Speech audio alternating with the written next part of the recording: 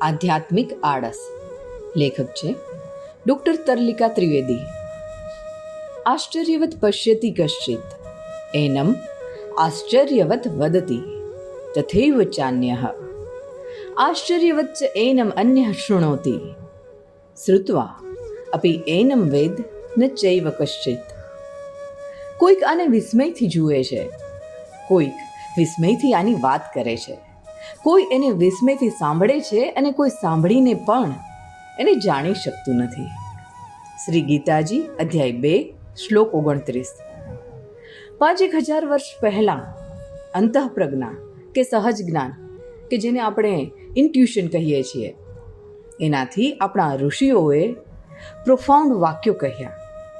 આજે ફિઝિક્સ, ખાસ કરીને ક્વોન્ટમ ફિઝિક્સ આ વાતોને સમજવા તરફ છે. પણ બહુ મોટો પણ એ છે કે આ બધા ફિલોસોફિકલ સ્ટેટમેન્ટ હવે ફિઝિક્સ કહેશે ત્યારે એની સાથે હજારો પ્રેક્ટિકલ શોધો, ઉપયોગો બાય પ્રોડક્ટ તરીકે આવશે. કેટલીય વાતો મગજ હવે સમજી શકશે. માણસનું મગજ જેટલું સમજી શકે તે સમજશે જ, સમજવું જ જોઈએ, નહીં તો એ આધ્યાત્મિક આળસ ગણાય. તમે શું માનો છો?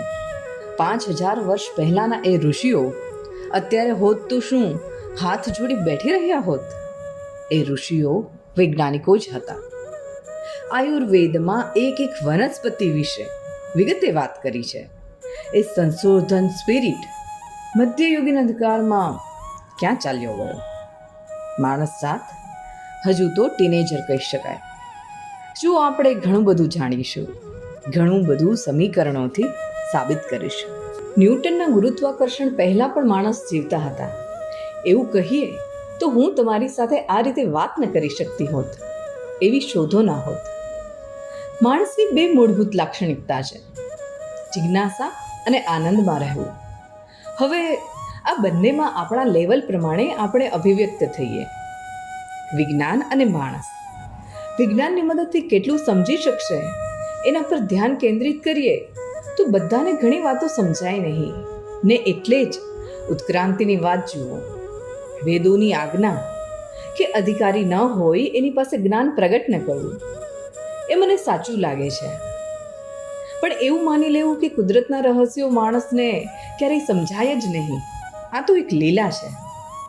હશે ના નહીં, લીલા હશે, પણ આપણે હજુ બહુ નાના છીએ. હજુ હમણાં તો વિજ્ઞાન જગતમાં ઘૂંટણિયા તાણતા શીખ્યા છીએ. ત્યાં આમ હથિયાર હેઠા ન મૂકી દેવાય. વૈજ્ઞાનિક કે કોઈ પરાક્રમ શોખીન માણસનું મગજ આમ ન ચાલે. નહીં તો ઝાડ પરથી પડતી કેરી કે સફરજનને હજુ ભગવાનની લીલામાંની ગુરુત્વાકર્ષણ વિશે કશું જાણતા જ ન હોત, એવરેસ્ટ ચડ્યા ન હોત, એન્ટાર્કટિકા ઘૂમી વળ્યા ન હોત. માણસના મગજથી પર આ બધી જ ઘટના છે તે માની બેસી રહેવું ખૂબ આરામદાયક છે, સંતોષજનક છે અને પ્રમાદી પણ છે.